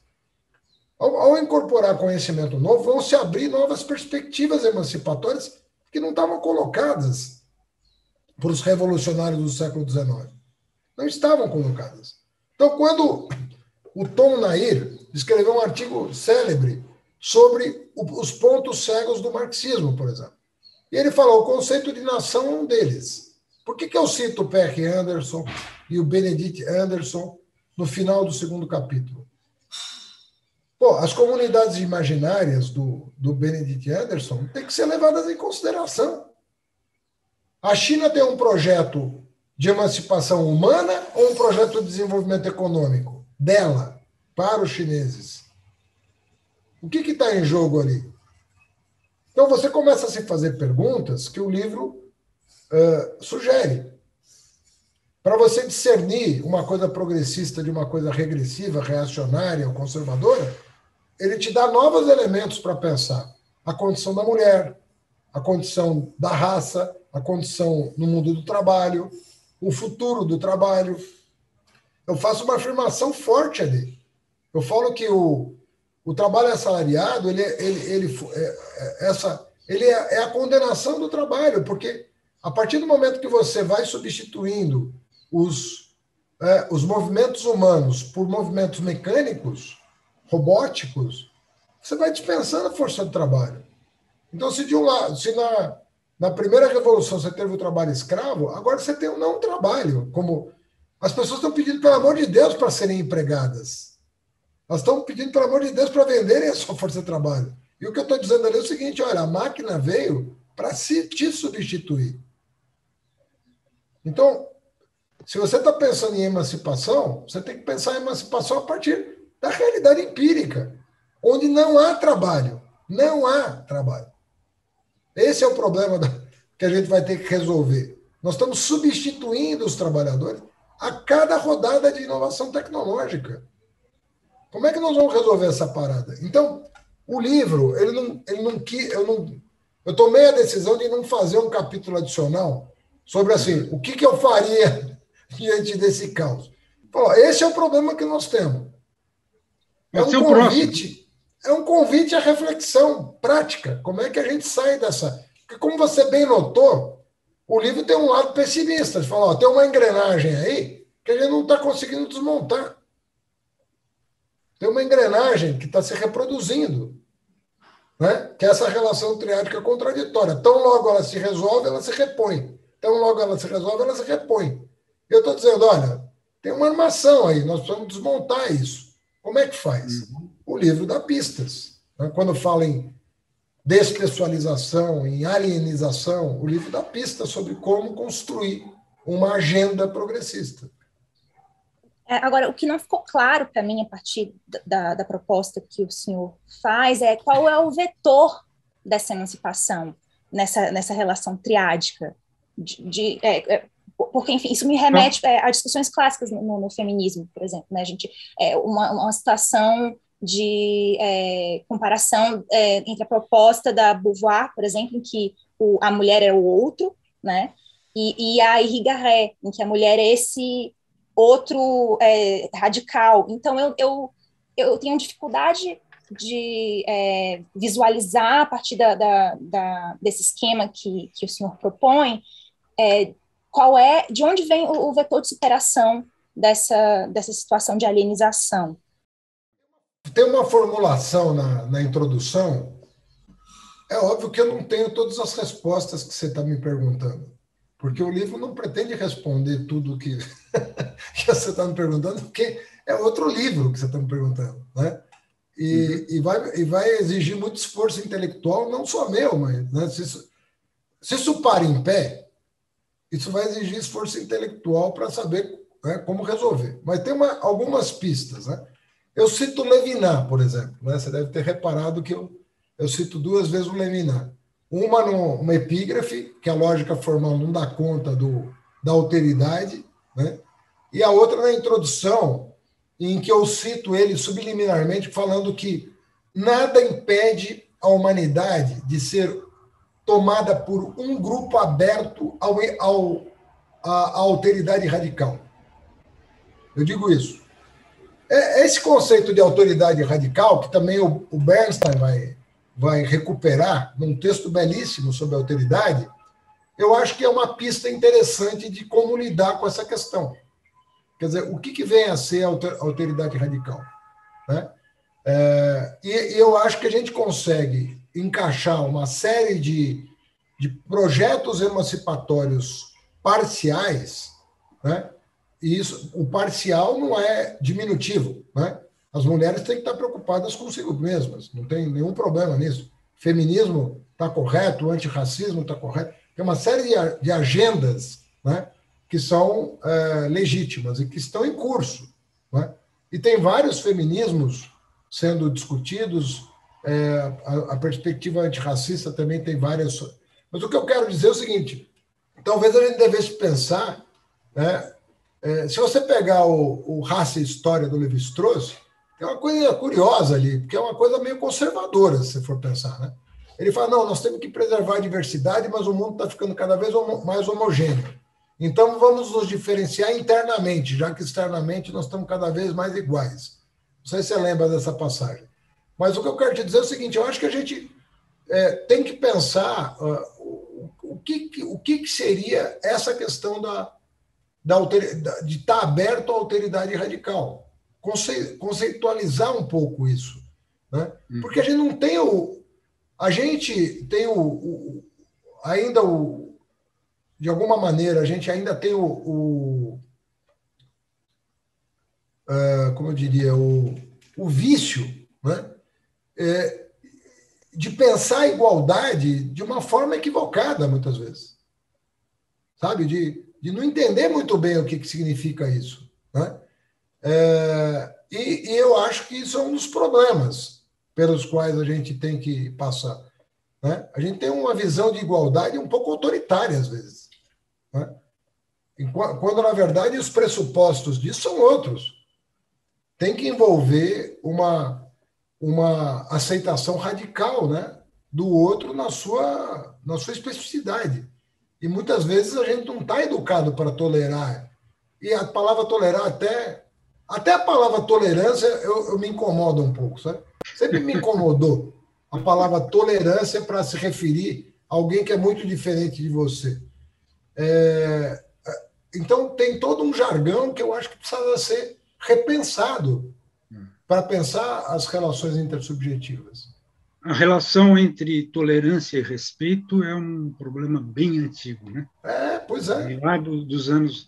Mas, olha, eu queria aproveitar para dizer para vocês que nós estamos exatamente no momento em que a gente separou um pouco, reservou para as perguntas, e, por sorte, nós temos 3 perguntas de colegas que, que evitam que a gente precise selecionar. Eu vou ler as 3. A primeira vem aqui do professor, o colega José Clóvis de Medeiros Lima, que é da FEFELESH. Ele diz assim: parabéns pelo livro, fiquei muito disposto a comprá-lo, pretendo lê-lo com vagar. A minha pergunta é sobre a contradição em termos de que você fala entre a ideia do tempo na física, na biologia e na cultura. O que sustenta essa contradição está mais relacionado ao próprio campo de análise ou tem a ver com as leis que corroboram cada uma delas? O Ricardo Abramovay, que você conhece bem, também nosso colega lá da FE, do teu tempo de mestrado, pergunta o seguinte: as ciências sociais se constituíram e amadureceram, sobretudo a economia, mas também a sociologia, à medida em que deram as costas à natureza. Hoje há um esforço de pensar conjuntamente sociedade e natureza. É o propósito, por exemplo, do relatório das Gupta sobre a economia da biodiversidade. Como sua preocupação com definir o que é especificamente humano se relaciona com este empenho global de pensar a sociedade de forma organicamente articulada com a natureza? E a outra pergunta é mais curtinha. Vem do colega Fábio Nolasco, professor de filosofia lá da UNB, onde está, em Brasília, onde está a Laura agora. Ele pergunta assim: o terceiro excluído na política é o terceiro Estado? Le tiers état? Um abraço, organizadores. O terceiro excluído é uma espécie de assombração. O terceiro excluído, ele... Por que ele assombra? Porque ele é e não é você. Porque ele é reconhecidamente alguém da tua espécie biológica que está em contradição com você. Né? Perspectivamente. Ele está em contradição com você perspectivamente. A projeção no tempo é que torna essa relação contraditória. Se não fosse o vetor tempo, se não fosse a navegação no tempo, o que significa isso? A contradição não se materializaria. Essa que é a questão. É por isso que não dá para falar em contradição na natureza no sentido engelsiano porque você não tem isso na natureza. Você não tem a projeção temporal, né? Você não tem a projeção de um projeto. Você não tem um projeto. Você tem um plano. Aliás, os biólogos sacaram isso. Quando eles falam quando eles distinguem teleonômico de teleológico, eles fazem exatamente essa distinção. Eles falam: o teleonômico se desdobra a partir de um plano. O teleológico se desdobra a partir de um projeto. São coisas diferentes. Né? E a contradição se estabelece a partir do momento que você tem perspectivas temporais a partir de projetos contraditórios. Então, é isso que inaugura um tipo de relação que você não encontra na natureza. Daí a especificidade a especificidade do humano. Né? Isso não tem nada a ver com separar o humano do natural. Pelo contrário, o que o livro pretende mostrar é que a relação do homem com a natureza não é a mesma na história. Não é a mesma. Se você pegar as sociedades que o Viveiros de Castro estudou, a relação com a natureza é uma. Tanto é que ele fala que é errado chamar as sociedades antigas e tal de multiculturais. Na verdade, elas são multinaturais. Ele fala é melhor falar em multinaturalismo do que em multiculturalismo. Por quê? Porque a relação entre sujeito e objeto sequer está constituída. E, portanto, você não tem uma relação de dominação, por exemplo, entre o homem e natureza, né? O grande mérito dessa tradição mais recente da antropologia é, se me permitem os antropólogos que são, né? Mas isso, de alguma maneira, está no Marcel Mauss. O Marcel Mauss, quando estudou a magia, ele percebeu já a diferença que existe nessas sociedades em relação à distância que o homem tomou da natureza. Ele diz isso, né? Aliás, é o único antropólogo citado pelo Adorno no conceito de esclarecimento. É o Mauss. Porque ali tem uma pista do que pode se dizer. E eu acho que o grande mérito do materialismo histórico foi ter percebido que nós somos hoje, burgueses e proletários, suportes de uma relação que nós não dominamos. A ideia do sujeito automático é uma ideia genial, absolutamente genial. É como se o materialismo tivesse dito o seguinte: olha, quem está no comando agora são as coisas. É a segunda natureza que está no comando. Nós somos suportes de uma relação que nós não controlamos, de um processo de acumulação e de geração de novas necessidades que nós não controlamos. Nós estamos carentes, permanentemente carentes de necessidades que nós mesmos produzimos a partir de uma lógica de acumulação autônoma, que não está sob o comando de ninguém. Nós, seres humanos, viramos suportes dessa lógica de acumulação. Por isso que eu sugiro no livro que há uma dificuldade muito grande em pensar num capitalismo de tipo verde. É muito difícil você pensar num capitalismo verde. Por quê? Porque o capitalismo é, em si mesmo, uma lógica de produção de carências materiais e espirituais, que são providas, mas nunca satisfeitas. Então, você está sempre correndo atrás, né, de uma satisfação que não virá. Essa é a razão pela qual a sociedade contemporânea é uma sociedade insatisfeita, porque ela produz a sua própria insatisfação, né? E se você pensar capitalismo e ecologia, você tem muitas dificuldades. Não adianta produzir energia verde, entendeu? Porque você tem outros problemas, não é só o problema da energia. É óbvio que você vai procurar limpar o planeta de alguma maneira ou colonizar Marte, né? Como alguns estão pretendendo, para deixar isso aqui à míngua. Vamos fazer outro planeta mais legal para nós. Mas o livro todo está permeado da relação entre homem e natureza e da problematização dessa relação, que não é a mesma, historicamente. Ela vai se alterando a partir do momento em que você passa por transformações sociais radicais. Eu acho que a Laura tinha uma conexão entre a última pergunta dela e uma dessas 3 perguntas. Então, acho que pode ser oportunidade, se ela quiser. O que você acha, Laura? A conexão que eu ia fazer já foi suficientemente respondida, né, a pergunta que ia ser feita com base nessa conexão. Eu posso reler a segunda pergunta ou fazer uma nova questão. Acho que a do Abramovay, acho que eu respondi. Acho que eu respondi a segunda é do Clóvis.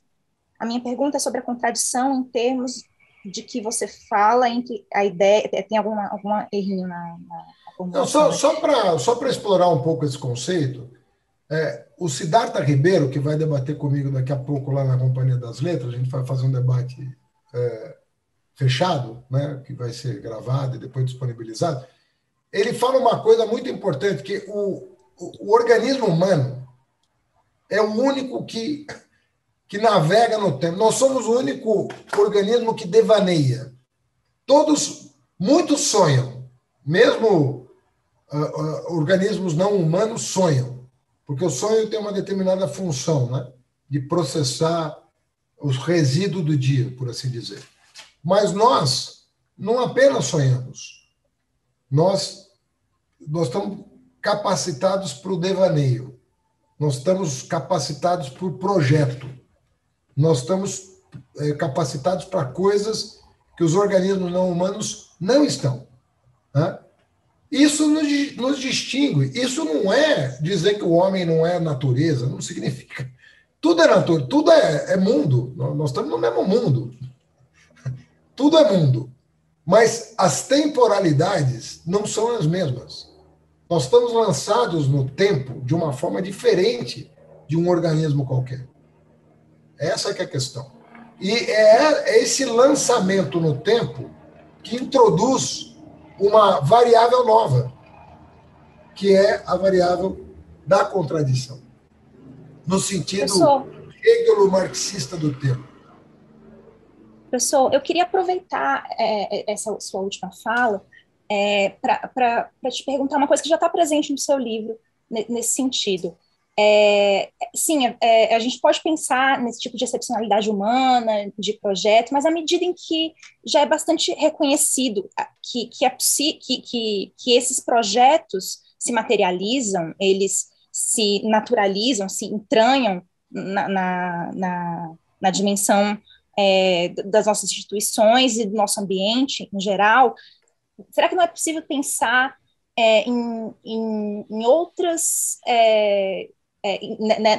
nessa lógica, ocupando esse espaço biológico e psicológico também, que a princípio estaria fora de questão, se a gente pensa, né, que em uma separação, né, dessas ordens em termos de só o humano funciona simbolicamente, aceitando essa premissa, que eu acho que não necessariamente é bem estabelecida. Acho que a gente tem exemplos de cultura animal, uso de ferramentas, etc., que o senhor menciona, mas, enfim, o tema não é extensamente desenvolvido, né, e nem eu tenho um conhecimento profundo sobre o assunto para te dizer, te dar contra-exemplos, né, muito completos, mas o meu ponto aceitando essa premissa, a partir do momento em que os nossos projetos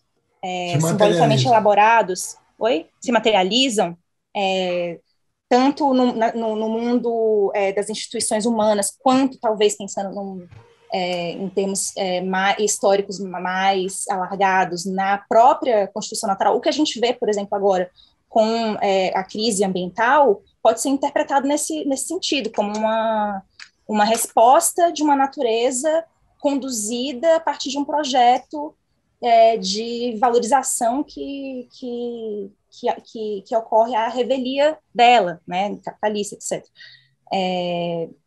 Não seria possível a gente pensar uma biologia que tivesse esse horizonte simbólico também em vista?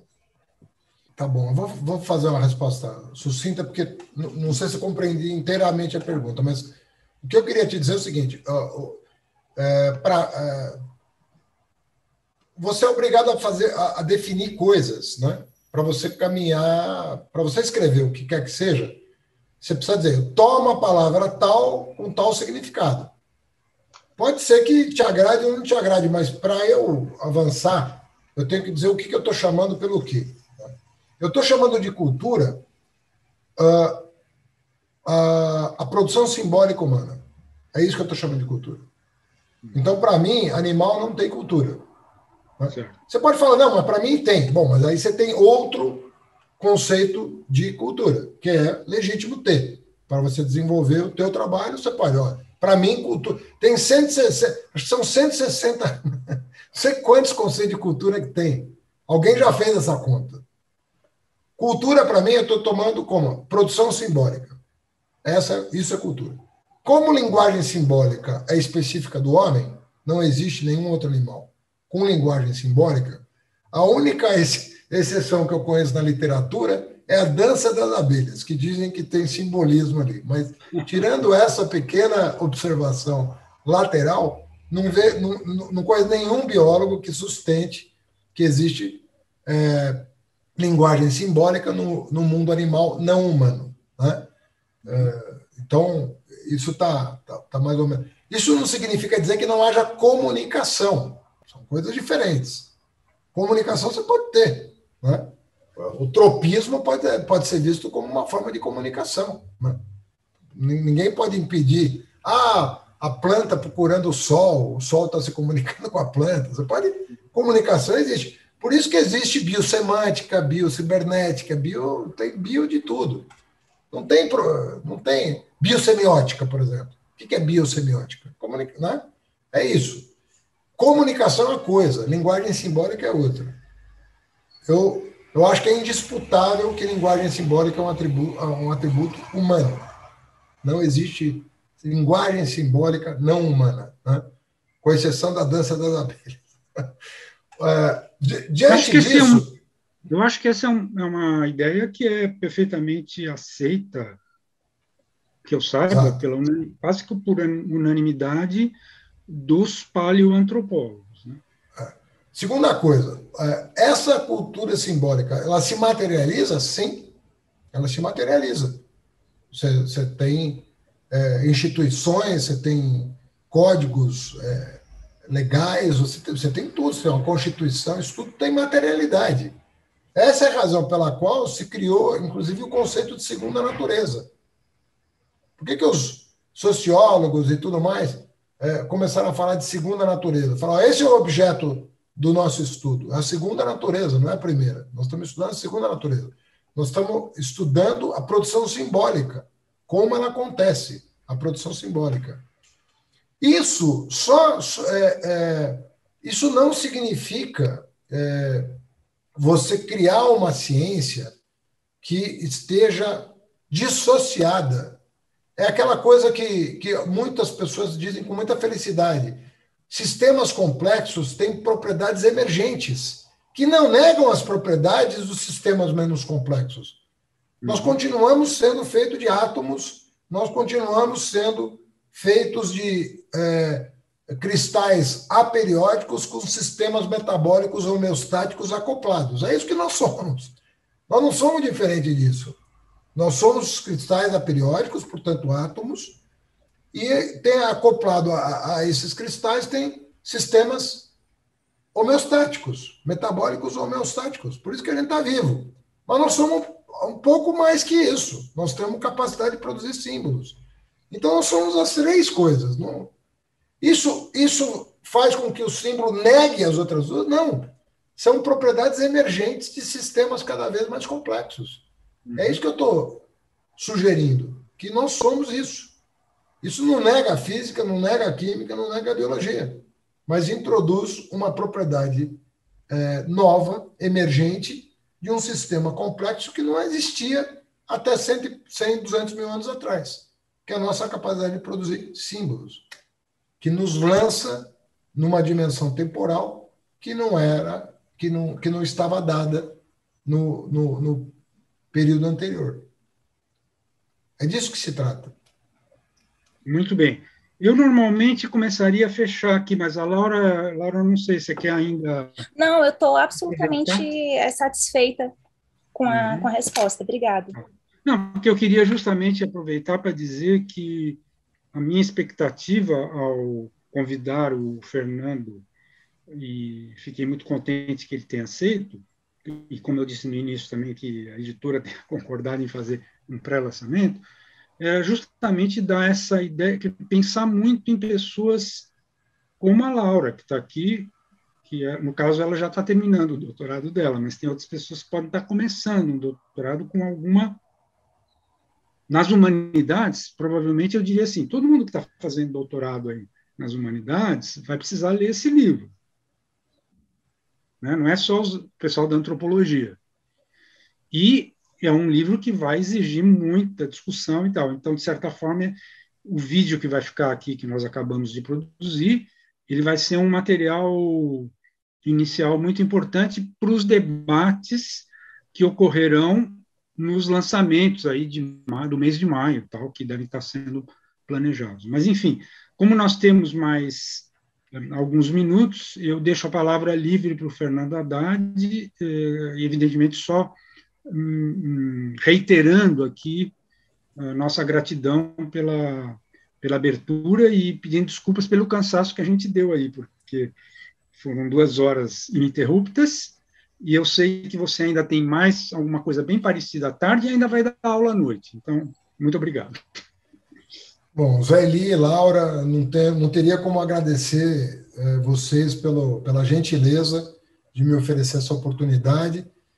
Com o Zé Eli eu tenho conversado muito, espero manter conversas com você também, Laura, mas a gente tem trocado muita experiência, muita bibliografia, muitas impressões. É para isso que serve uma universidade, esse é o ambiente que se espera de uma universidade, que a gente problematize as nossas pesquisas no sentido de fazê-las avançar. O Zé Eli tem um plano de pesquisa consolidado, uma leitura longa sobre esses temas, muito tangenciais ao meu e até com uma interconexão bastante importante. A Laura, pelo que eu conheci hoje, também, né, está estudando alguma coisa que acaba tendo uma tangência muito grande com esses assuntos. Mas a beleza das humanidades é justamente essa, né? É você conseguir procurar os pontos de intersecção e perceber o quanto da pesquisa de um pode ajudar a contribuir, né, no direcionamento e no aprofundamento da pesquisa do outro. Eu acho que o Instituto está prestando um serviço muito relevante ao apresentar essas pesquisas interdisciplinares e de fronteira, para que a gente possa estabelecer um diálogo profícuo dentro da universidade. A USP tem muito a contribuir pela qualidade dos seus profissionais, dos seus docentes, dos seus pós-graduandos, dos seus graduandos, né, que trazem agora também, pela diversidade, um conjunto de saberes novos, de maneira que eu me sinto muito reconfortado de ter feito esse primeiro debate público com uma pessoa da qualidade do Zé Eli da Veiga e da Laura, e espero que esse seja o primeiro de muitas oportunidades como essa para a gente colocar sob crítica, né, o trabalho de cada um de nós. A gente depende da crítica para aprimorar a nossa pesquisa. E aqui foi uma oportunidade maravilhosa. E aos que nos assistiram também, queria deixar meus agradecimentos. Realmente. Nós também. Eu queria aproveitar que nós temos 2 ou 3 minutos para uma confissão aqui, que quando eu vi uma notinha, foi em dezembro, eu vi uma notinha assim dizendo: Fernando Haddad vai lançar um livro com o título Terceiro Excluído. Eu confesso para você o seguinte: eu não tive um bom curso de lógica, mas eu tinha ido, até na ocasião, assim que eu consegui o seu contato, te mandei um texto que eu escrevi sobre o Edgar Morin, né, que ele tem uma inovação que seria a dialógica e tal. Então, tinha muita coisa a ver. E foi durante a elaboração desse texto que eu, na verdade, descobri que o terceiro excluído tinha sido, na verdade, incorporado pela lógica, né, que é um assunto que a gente não acompanha em geral. É engraçado, porque, assim, e até na resenha eu cito um livro importantíssimo sobre isso, que foi produzido na Unicamp. É que isso aqui vai dar para fechar emendando com o início, no fundo, porque a maneira como isso é apresentado pelos lógicos, né, e aqui uma homenagem ao nosso querido Newton da Costa, que foi pioneiro nisso, então o Brasil é pioneiro nessa questão toda, que é o seguinte: é que desde os anos 40, lá na Polônia, alguns lógicos começaram a incorporar o terceiro excluído, né? Então, o jeito que isso é contado é o seguinte: a partir dos anos 40, mas aí só se internacionalizou nos anos 70, a lógica passou a tolerar a contradição. Eu estou falando isso porque você fez uma observação agora há pouco sobre esse termo, né, tolerância. Então, é o seguinte: é bom que se saiba que a lógica moderna tolera a contradição, que é a base da dialética e que estava no centro do tema que eu agora aqui, finalizando, porque nós estamos encerrando mesmo, mais uma vez agradeço muito a ajuda que a Laura trouxe para esse evento, para essa conversa, inclusive com questões que eu, na minha já cabelos brancos aqui, provavelmente não faria, né? Então, teria sido muito menos interessante o nosso diálogo, Fernando, se nós não tivéssemos a terceira excluída fazendo perguntas. Então, a todos, muito obrigado. Ou, nesse caso, a terceira incluída, né? Exatamente. Então, a todos, muito obrigado. E na programação do IEA, aí, na seção de eventos, tem os próximos que fazem parte do tal ciclo Darwin. Vai ter relação, porque, por exemplo, a partir de agora, eu vou perguntar aos meus convidados do ciclo Darwin o que eles acharam das suas ideias. Principalmente essa questão de que a cultura não evolui, o que significa a cultura revoluir e assim por diante. Ou seja, isso aqui é só um começo, aguardem-nos. Muito obrigado mais uma vez e encerrado. Obrigado, Eli. Obrigado, Laura. Obrigada, pessoal.